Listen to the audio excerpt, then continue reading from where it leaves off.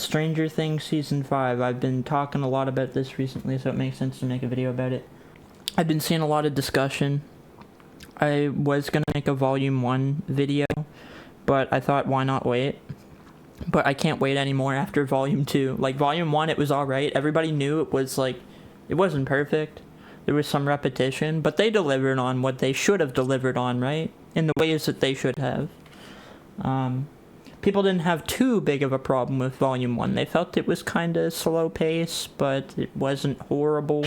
Episode 4 was quite peak. It was pretty good.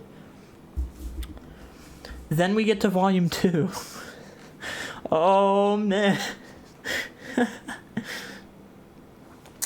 Okay, it was an enjoyable watch, but is it good? No, I don't think so. I don't think it was good at all. So what I'll do is I'll go through my dislikes first. I'll just go through my general dislikes, and then I'll go through my general likes. So this is what I wrote down after watching. Worlds colliding in episode 7 would have been much better. Too much Max and Holly feeling stuff. Selective and psychic, invincible and lucky moms. It's like you have these demogorgons fucking mashing and killing people with guns, but then you have this mom defending her daughter. She like does damage with a wine bottle that's broken, and then like somehow puts up a fight and survives an entire ass slash from the creature. It's like, it's just not believable at all. They have the same repetitive stakes and conflicts of like, okay, so characters are friends. The friends fight. The friends separate. They go their own way. One of the characters finds problem. And then either the characters get back together and solve the problem, reconcile, or one of the individual character solves the problem which causes the reconciliation. It's just the same plot point with friends bantering over and over again. It gets kind of repetitive. So yeah, that can really impact the pacing. Oh yeah, here's a good one. Contingency and reliance on normal people for a universal level threat. So how is Max such a threat in the mindscape of Vecna? Why is there no other way to make worlds connect, other than by using 12 normal human children? I thought the Mind Flayer was an entity to do this across the multiverse. It just kind of waters down the wow factor on the universal threat and the mystery of that, when everything is just contingent on 13 normal humans, and if you include Henry. In regards to something that we've known of for quite some time, like of its existence, but not much about it, the Mind Flayer. That's not a plot twist, that's playing it safe and settling for continuity. I even thought of a way they could have made Will's mom a much more believable character in terms of the pep talks she was giving Will. Like, okay, Will uses his powers that he just figured out he had because Vecna implanted him with like a fucking slug thing.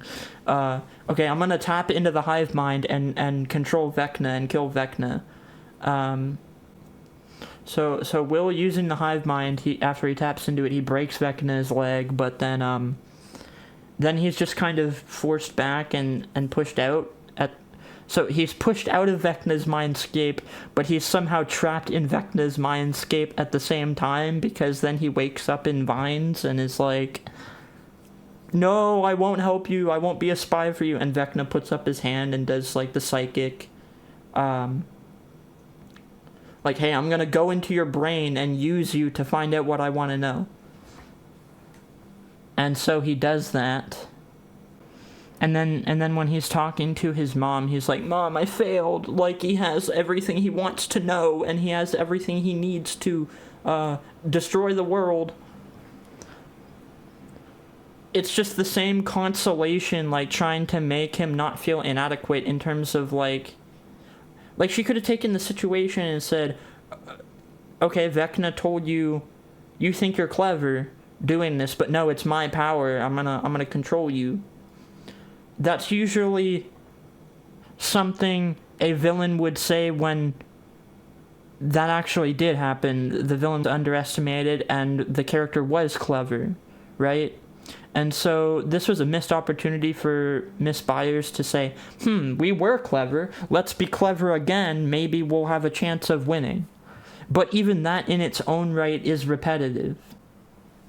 I think they've interconnected every plot line too much, and now you can't change anything about anything without horribly affecting another plot line, which makes it all kind of redundant and only emotional.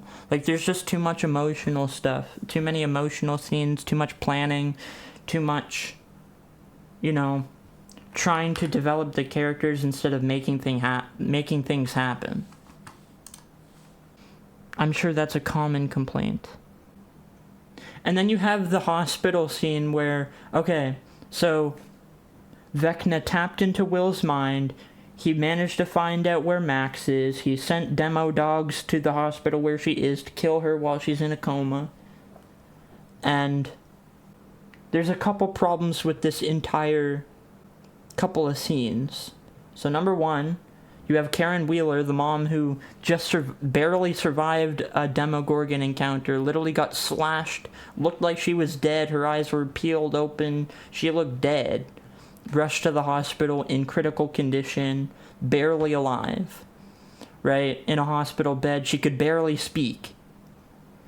And just in the next episodes, when the Demodogs get there, and the characters are being chased, there is on the loudspeaker on the intercom of the hospital, how can I tell this better? Okay, so Robin and their friend are there in the hospital talking, they're doing their own drama thing, and then the Demodogs show up. They're there to look for Max. They kill 2 military men that were there to get Robin. Then Robin and her friend are chased. The Demodogs are seemingly about to get them when they make turns and go up the stairwell looking obviously for Max. They're not there for them. And then they talk over the loudspeaker to try and get Lucas' attention to get Max out of there. It's like, hey, there's Demodogs headed your way. And then Karen Wheeler, they're trying to make her a badass mom, gets up out of bed after being basically dead, unable to speak pretty much. Like, there's no way you're fucking walking. She gets a short distance before seeing these flammable gas canisters just coincidentally there. And then it cuts to them and the 4 characters we've been following, like Robin and Lucas and Max and her friend. They're in a room hiding from the Demodogs. They barricaded themselves shut behind a door.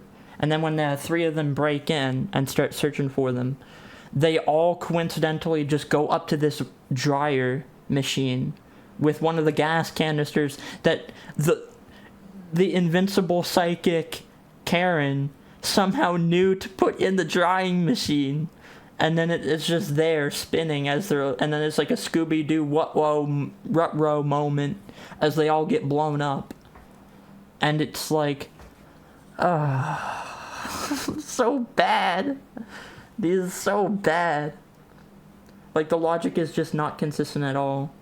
I'm pulling this from Charlie's video on this. Yeah, talking about how they can kill military people with guns, these demo creatures, but then they can't catch a little girl or kill a mom. Like, a little girl can somehow fend these creatures off, sure, okay. Just by Home Alone booby-trapping the house. Doesn't really make a whole lot of sense. They haven't killed off any characters either. I'm not saying that's a terrible thing. You can tell a good story without killing any characters, especially when there's lots, but you gotta do it the right way. The stuff with Holly, though, just kind of confuses me. So yeah, the Max and Holly stuff. In Escape from Camazotz, they have Max and Holly rewatch the memory of Holly being taken by the Demogorgon and screaming for her unconscious, lucky, psychic, invincible mother. Max turns to her after she gets dragged away by the Demogorgon in the memory and says, "That's old Holly. You would now," in reference to her defending herself and her mother. But then when it comes time for this to be this seeming insane character growth for such a young person in such a short amount of time, when it comes time for her to embody that, when the other children are calling her crazy after she was taken back into the abyss and put up to the slush feeding tube and in the fucking whatever the fuck. Yeah, she wakes up back in Vecna's mindscape. The children are calling her crazy. She could have just talked about Henry's actual physical appearance that she saw. You know, what Vecna actually looks like. She could have talked about verbatim the threats that Henry just made to her and Max. She could have literally referred to anything in a bid to try and prove what's actually going on. Instead, she just, no, I'm not crazy. You have to believe me. You have to believe me. So, yeah, that kind of does diddly squat, and this character development was kind of for naught. I do think it was kind of funny. Okay, yeah. I do think it was funny that Vecna actually ended up saving Holly, so she's like, oh shit, I'm in this, like, weird, otherworldly place, and I was just hooked up to a literal fucking tentacle shoving shit down my throat. I don't know what the fuck it is. Mind flayer particles. And so, runs away, finds a portal into the upside down under a fucking rock, just lucky, you know, it's just there. Crawls into it, expecting to get out away from Vecna, who is approaching her, gonna take her back and hook her back up to the whatever the fuck that was. And she just falls. She just falls. It becomes apparent that this place is in the sky. So she just falls. Just a random little girl falling out of the sky, gonna splat on the ground. So the villain actually uses his psychic powers to save who he's, I guess you could say, vessels. 12 vessels. But, like, there's more to this that I don't like. I do think that was funny, but there's more to it that I don't like. So they use this as a way for the characters at the Hawkins lab, Nancy, Jonathan, and the two others, Dustin and Steve, if I recall. They do this so that they will see where she is being sucked up back into the sky inexplicably and be like, oh shit, all the children are being kept in the sky. But this pretty much undoes all the time spent on Holly this season. And this is the final season. This is where shit should be going crazy.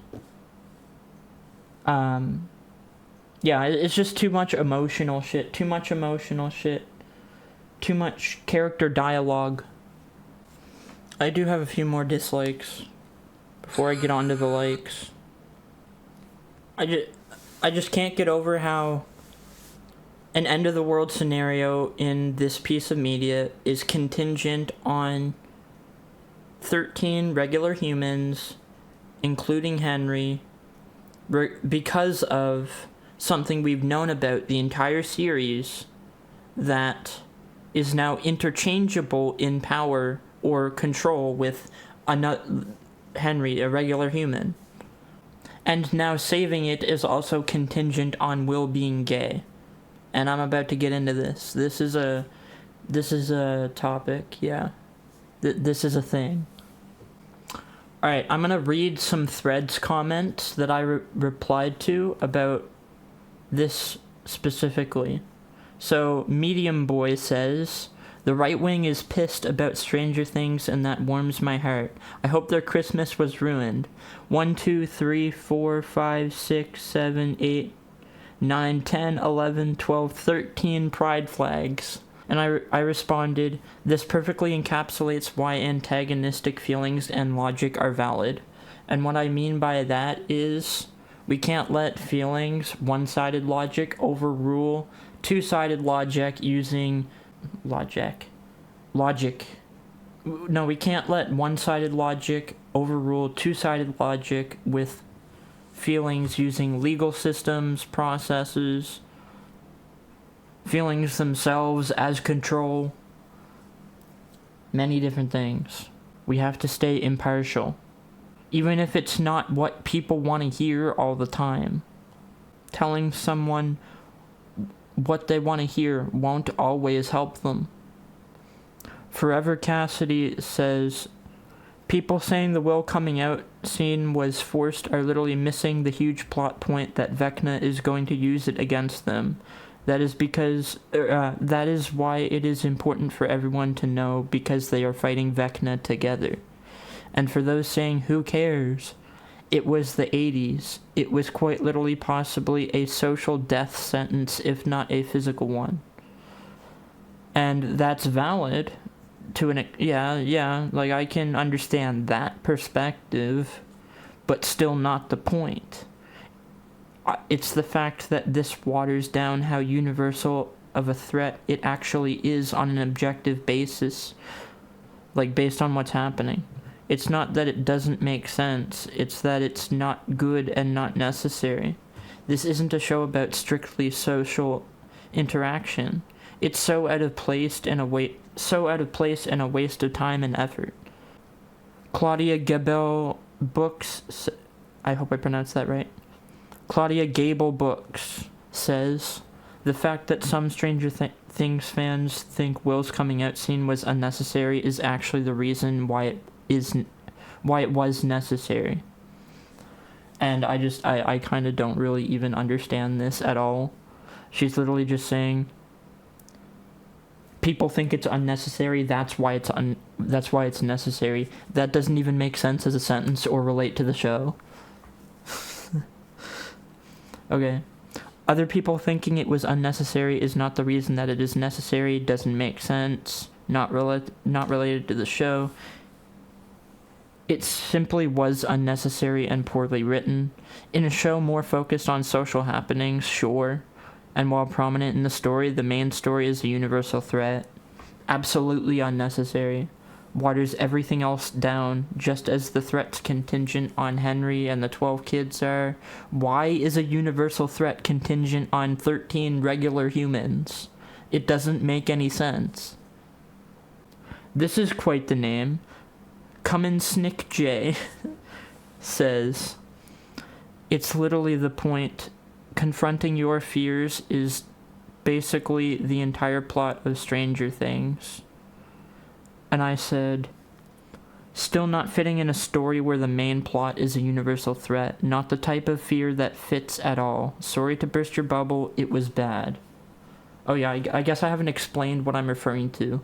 So yeah, after Vecna pushed Will out of his mindscape because Will broke his leg using the hive mind to do the same powers, but was somehow still in Vecna's mindscape because he's unconscious, but also wakes up in, like, one of Vecna's layers or some shit is all tied up in fleshy, gross vines. And that's when he, like, goes into Will's mind to see where Max is, right? Holy fuck, this is so fucking overdone, man. Oh, it's so bad. People glaze this and I'm like, what are you doing? I can't even remember the goddamn point I was making. Oh yeah, now I remember. Okay, and so when Vecna went into Will's mind to see where Max was, apparently he also, like, is using Will's his secrets against him, and so he has to reveal secrets, and he has to come out as gay in order to defeat Vecna. And it's just like, it's such a stretch, man. It's such an emotional stretch that just doesn't correlate, even if you just think about it. Like, I'm gay, that kills, like, such a powerful enemy. Like, do you see where I'm going with? That's not a superpower, bro. It's not a superpower to say that you're gay. No, I'm literally crashing out over that comment. Oh shit. Some of these posts have been made unavailable. Probably because of my responses? I don't know. Like, if I can elaborate more. Social interactions are a core component of the story, but they are not the main plot or conflict. And so to intertwine the two so heavily at such a pivotal moment of the main plot is why exactly it is unfitting. I don't care about you being gay or Will being gay in the story. It's a story about universal threat. Yes, it's a coming-of-age story as well. Yes, social interactions are present and prominent, but it is not the main plot itself. There's a lot of media where social interaction is the core focus, conflict resolution, everything part of the story. That would be a better place to put this kind of influence, this kind of message, right? It doesn't belong in the middle of a Stranger Things finale. It doesn't at all. It's just not good. The Nancy and Jonathan fake out death was... I didn't like it on my first viewing. I was kind of really confused, actually, as most people were.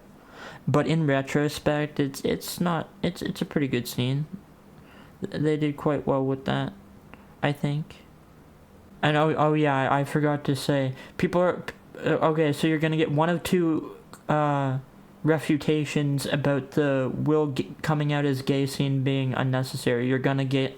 It was necessary because he had to face his fears and reveal secrets. And you're gonna get that it's hateful and that you're, like, a transphobe or whatever. Like, you're gonna get one of these two things, right? To which I would respond, that's both not why it's unnecessary, and I'm not being hateful. It's just critiquing the thought behind this show, and critiquing thoughts is how we make them better. So, but what did I like? What did I like about it? I liked most of the action scenes. I liked the Steve and Dustin dynamic. I liked the Jonathan and Nancy dynamic. I liked the Robin story. I think what they did with Callie, I like the idea. I don't like her idea. I don't think she's trustworthy. I think she's a good character, though. I have my thoughts written down about Callie. Yeah, so I think Callie is brainwashed. Elle won't go through with the plan that she wants them to go through, so they find out the Upside Down is actually a fleshy wormhole in between worlds, in between Hawkins and the Dimension X, or the Abyss is what they call it now. And basically their plan is to wait for the worlds to be drawn close, take out Vecna, and then the bridge will collapse. I think it is. I think that's what they're trying to do. They're gonna collapse the bridge, and then Callie wants her and Elle to stay on the bridge and sacrifice themselves so the government can't use their blood to do more experiments with it, yada yada. I think Elle will try to find a way out of it, and Callie will die trying to keep Elle on the bridge. I think Elle will find a way to lose her powers with the bridge having closed, and she will convince Dr. K to end the program somehow. Or just takes her out and somehow does something else in order to stop that from happening. I don't know what that would be, though. I did like the effects. I'm not gonna lie, I did like the effects quite a lot. I hate that they brought back the music in the same red place with all the sharp rocks as a way for Max to get out of the mindscape that was just kind of definitely repetitive. I did like in the earlier episodes and the newer volume of episodes how some of the characters behave towards each other. I loved Derek as a character, super funny, super comedic, and great for great for a good laugh. I like that I do like that they made it scientific in explanation of what the upside down and that really is and everything. Definitely an enjoyable watch, but I don't like the logic of the characters or the story a lot as well. Man, there's always somebody trying to make someone else's IP what they want it to be. And corporations listen, Netflix especially, and it ruins the show. This is the outro. I'm not gonna get too crazy. I'm not gonna get too generic. I'm just gonna take it for what it is. You can subscribe if you want to. My name means to conquer, I guess. That's cool. That's something. Maybe help us get to be the most subscribed Vince on YouTube. That'd be fucking cool. Here's my socials if you're interested. Yeah, I guess that's it. Bye.